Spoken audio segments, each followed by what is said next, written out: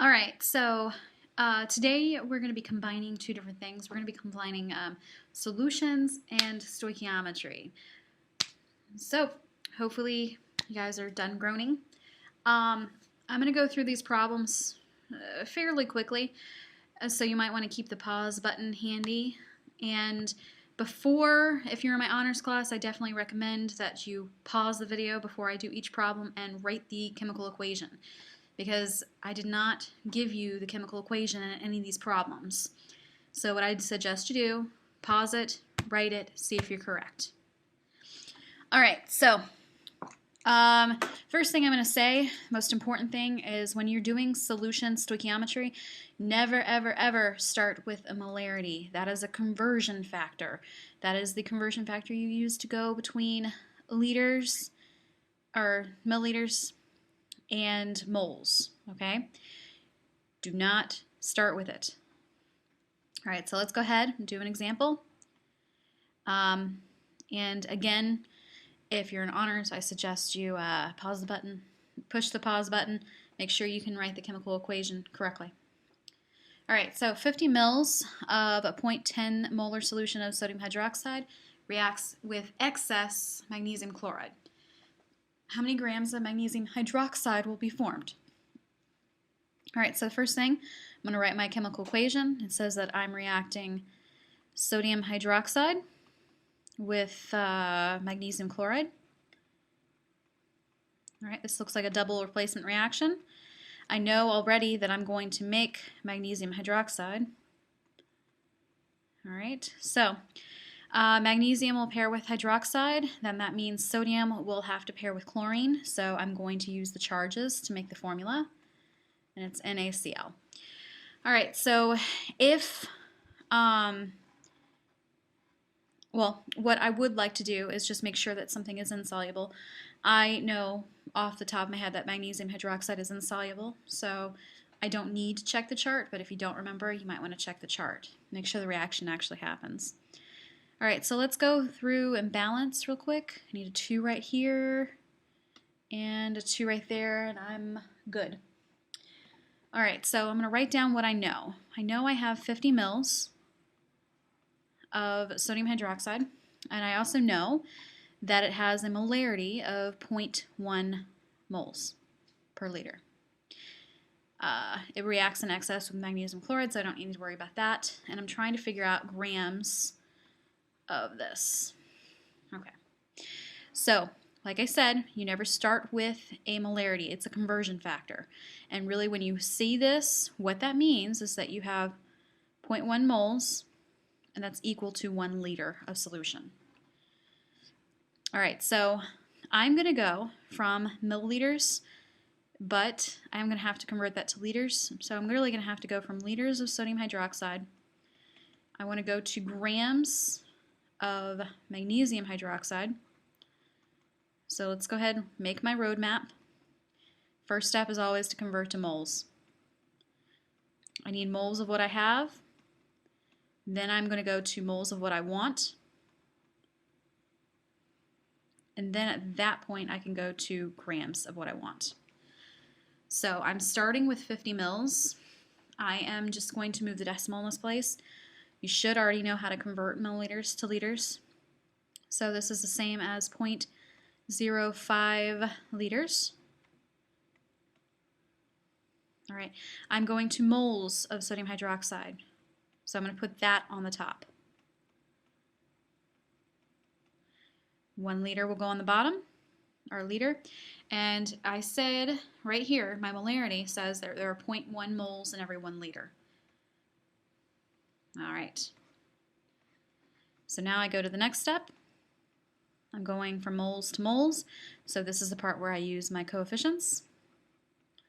Moles of magnesium hydroxide will go on the top. Moles of sodium hydroxide will go on the bottom, so I can cancel it out. Moles over moles, I'm going to use the coefficients, so 2 sodium hydroxides for every 1 magnesium hydroxide. All right, so now I'm just following my roadmap. Grams will go on the top. Moles will go on the bottom. grams to moles, I'm going to use my molar mass. So 1 mole of magnesium hydroxide is equal to 158 grams per mole. Or 158 grams is equal to 1 mole. So after I do the math, it's 0.05 times 0.1 divided by 2 times 158. I'm going to get 0.145 grams of magnesium hydroxide. Now you remember in the stoichiometry unit I gave you a sheet, the land of the mole, or it's the mole conversion flow chart. That is useful, but just remember I can't let you have that on. Reacts with an excess of zinc. What volume of hydrogen gas will be produced at STP? So first thing, I'm going to write my equation. So it says HCl reacts with zinc. This is a single replacement reaction, so zinc would need to replace the hydrogen, and just you would need to check the activity series to make sure this reaction does happen. It will. So it's going to be zinc chloride as your first product. So check your charges. Zinc's +2, chlorine's -1. And then hydrogen will now be left by itself. So, but it can't just be H, it's a Brinkelhoff, so it's H2. All right, and now I just need to balance. I am balanced at this point.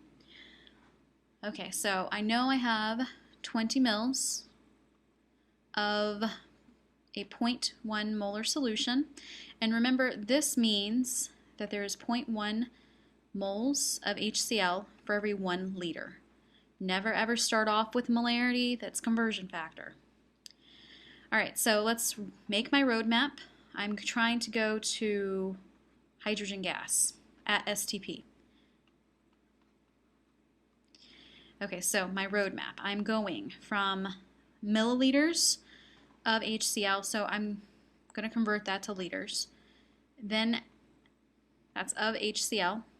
First step is always to convert it to moles of what I have. Then I'm going to convert it to moles of what I want. In this case, it's hydrogen. Then I can convert it to the unit that I want, which in this case is liters. Okay. So I'm starting with 20 mils, which is 0.02 liters. I'm going to convert that to moles, so moles will go on the top. Liters will go on the bottom. And according to my molarity, there is 0.1 mole of HCl. So 0.1 moles of HCl for every 1 liter of solution. Now I'm going to convert it to moles of what I want. Moles to moles means I'm going to check the coefficients. So there are 2 moles of HCl for every 1 mole of hydrogen. And now I'm going to go to the unit that I'm trying to go to, which is liters. And this is a gas. So if I'm going between liters and moles of a gas, as long as it's at STP, there are 22.4 liters for every 1 mole of gas. This is at STP. I don't need to worry about the ideal gas law here. So as long as it's at STP, I can do 22.4 liters is equal to 1 mole. All right, so after I do the math, I'm going to get 0.022 liters of hydrogen gas. Okay, let's do the next one.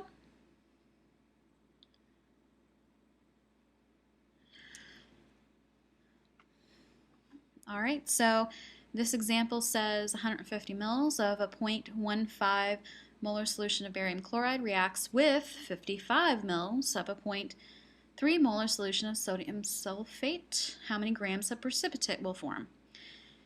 Okay, I'm given 2 different amounts of the different reactants. If I'm given both of the reactants, that means it's a limiting reactant problem. I'm assuming the groaning is complete at this point. So yes, you'll have to do 2 problems here.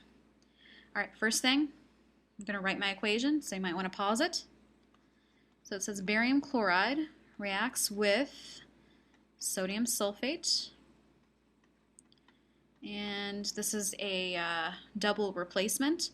So you're going to make barium sulfate, and I'm going to check my charges here, and sodium chloride.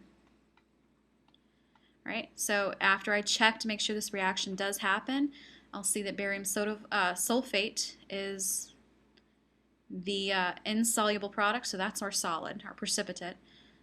So the reaction does happen, and I'm just going to balance it really quick. It just needs a 2 right there, and it's done. Okay, so I'm going to write down what I know. I have 150 milliliters of a 0.15 molar solution. I also have 55 mils of a 0.3 molar solution. I'm trying to get to grams of this. So since I was given amounts of both of the reactants, I have to see how much precipitate each one can make. The lowest one is my real answer. All right, so let's do barium chloride first. All right, so we're given a volume. So we're going to start off with liters of BaCl2. I'm going to go to moles of what I have. Then I'm going to go to moles of what I want. Then I will go to the unit I want, which is grams. All right, so let's do that. All right, 150 mils. I need it to be in liters because my molarity is in liters.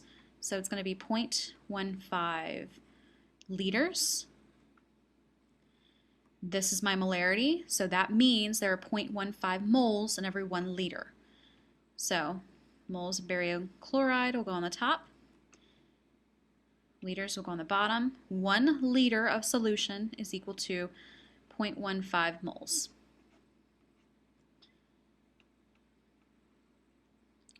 All right, so now I'm going to follow my roadmap. Moles of barium chloride, or barium sulfate, go on top. Moles of barium chloride will go on the bottom. This is a mole-to-mole relationship, so I'm going to pull the coefficients off.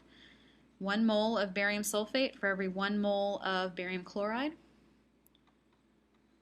All right, so now I'm going to go to the next step, which is grams. Grams of barium sulfate will be next. Moles will be on the bottom.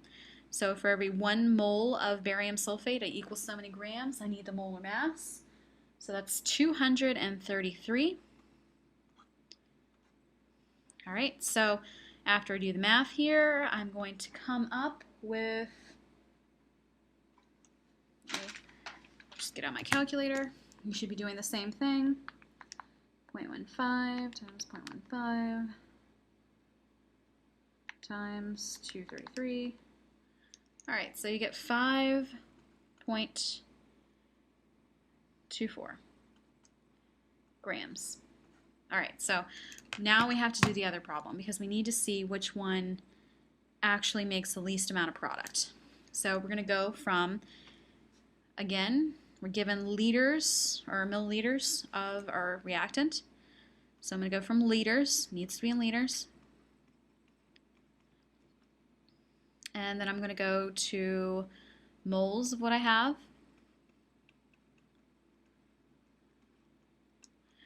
To moles of what I want. Then I can go to grams of what I want. All right. Okay, so I was given 55 mils, which is the same thing as 0.055 liters, and my molarity is 0.3. So if I convert to moles, moles will go on the top.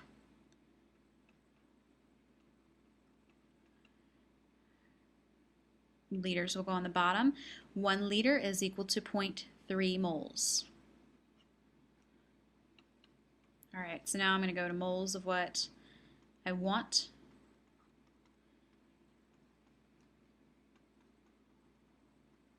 All right, so moles to moles, I pull the equations.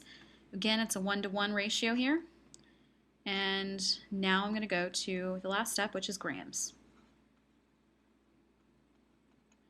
Moles will go on the bottom. 1 mole of barium sulfate is equal to 233 grams.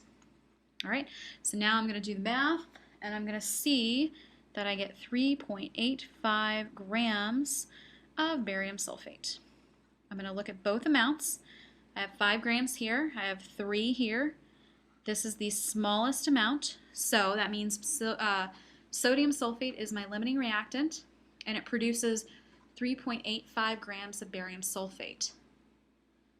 So that's the end of that problem. All right. Okay, we're going to do some practice problems in class, and I will see you there.